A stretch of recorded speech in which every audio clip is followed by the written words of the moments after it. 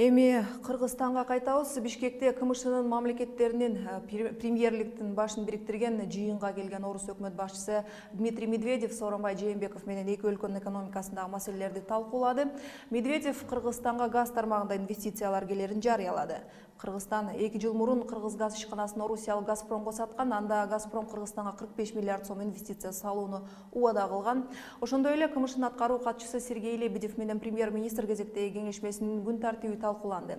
Ошондой эле тараптар КМШ өлкөлөрүнүн кызыкчылыгын көздөгөн башка маселелер боюнча пикир алышты. Белгилей кетелик, аталган саммитке көбүнчө электр энергия объектилериндеги авариялар тууралуу маалымат алмашуу, билим берүү тармагындагы кызматташтык, радиоактивдүү булактарды жайгаштыруу маселелери талкууланат. Бул темадан алыстабайбыз. Саясат талдоочу Бакыт Бакитаевдин дал ушул 2 күн бою боло турган саммиттин өзү тууралуу пикирин билип көрсөк. Саламатсызбы, Бакыт мырза? КМШ өкмөт башчыларынын саммити негизи экономикалык маселелердин реалдуу болгон чечиби же болгону формалдуу болгон эле чиновниктердин жыйыныбы? Менин баамымда бүгүнкү күндө геосаясий ахвал ошол СНГ мамлекеттерин биргеликке чакырып атат. Анткени эгерде мурун СНГ мамлекеттери ар бирөө башка батыш мамлекеттер менен өзүнчө бир карым-катнаш түзөбүз деп жүргөн бир саясаты бар эле. Бүгүнкү күндө бул эки форматтуу келишимдер жакшы иштебей жатат. Жана ошол көп форматтуу СНГ форматтын ичинде экономикалык бүт мурунку карым-катнаштар иштеп кетерине азыркы кезде мына көз жетип атат. Ошон үчүн мурун бир мамлекетте иштеп аткан, мурун бир экономикалык майданда иштеп аткандар кайрадан ошону жасаса, бул оңоюраак иштеп кетет деген жаңы тренд Бишкек саммитинде пайда болуш керек деп ойлойм. Жана биздин экономикабыз деле мына эки форматтуу 20 жылдан бери аракетин жасадык. Бирок эски текшерилген СНГ мамлекеттер мурун бир мамлекетте иштеп көнүп калган, бир стандарт менен иштеп калган экономика эгерде азыр Бишкек саммитинен кийин көп маселелер чечилип калса, эгерде ушу биздин мыйзамдарыбыз азыркы кезде гармонизацияны өтүп кайрадан баштаса, биз бүгүнкү күндөгү жалпы дүйнөлүк экономика азыр мына пасаеп аткан кези биз СНГ мамлекеттери ошол саясий коркунучтардан өзүбүздү кармап калсак болот. Сиздин баамыңызда соңку кездери КМШга кирген мамлекеттердин ортосунда кандай экономикалык барьер бар болуп жатат? Бүгүнкү күндө мына 20 ашык жылдын ичинде ар бир мамлекет баягы батыш мамлекеттерге өздөрүнүн мыйзамдарын гармонизациялап, азыр биздин мыйзамдар чапырачтуу болуп калды. Стандарттарыбыз чапырачтуу болуп калды. Ошон үчүн көп форматтуу СНГ форматтын ичинде эгерде биз өзүбүздүн экономикалык бүт мыйзамдарды бир гармонияга алып келсек, ошондо биздин бизнесмендер, биздин экономикабыз тез бири-бирине жакшы таасир этет деген жаңы эксперттик бир ойлор туулуп атат. Жана карапайым эл бүгүнкү күндө ошо СНГ мамлекеттерде өтө көбөйүп кетти. Олигархтар аз.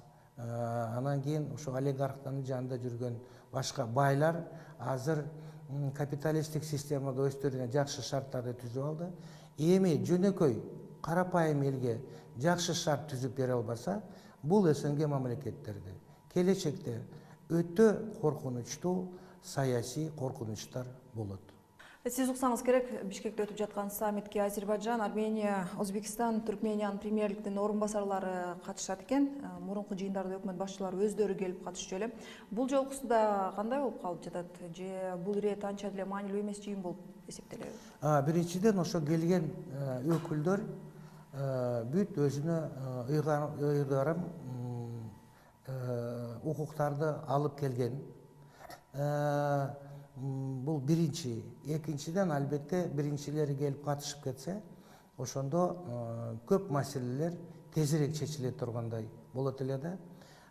Бирок ошого карабай бүгүнкү күндө баардыгы кимде болсо келип катышканы бул бүгүнкү күндөгү кыйын экономикалык акыбалдын астында болгон саммитте баардыгы катышканы бул бир жакшы бир белгилердин бири.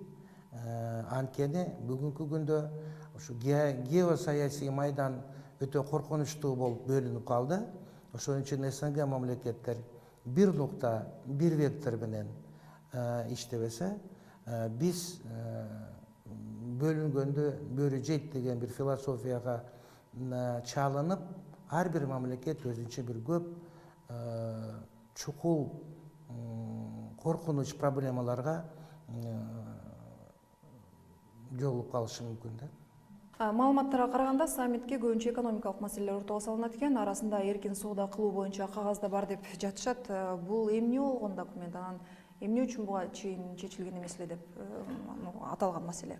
Бул документ ушул саммиттин эң негизги документи болуп эсептелет. Анткени азыркы бүгүнкү күндөгү геосаясий майданда түзүлүп калган шарт өтө кыйын жана бул акыбалда биздин мамлекеттер мурун бир мамлекетте иштепкен бир стандартка ошол экономикалык байланыштарды кайрадан жаралтууга алып барбасак, биз өтө кыйын акыбалга бүт мамлекеттер чалдыгабыз деп ойлойм да. Маегиңизге рахмат, көрсөтүүбүздү улантабыз. Кол коюлчу документтер ичинде агро био түрдүүлүктү сактоо боюнча конвенция, мамлекеттик сатып алууларды жөнгө салуу эрежелери жана тартиптерди тууралуу протокол да бар. Премьер-министр Сооронбай Жээнбековдун төрагалыгы алдында өтүп жаткан жыйынга Беларусь, Казакстан, Тажикстан, Молдова, Орусиянын премьер-министрлери катышууда. Азербайжан, Армения, Өзбекстан жана Түркмөнстандан премьер-министрлердин орун басарлары келери күтүлүүдө. Кыргызстандагы Украина элчиси да чакырылган. Жыйын 2 күн бою болот.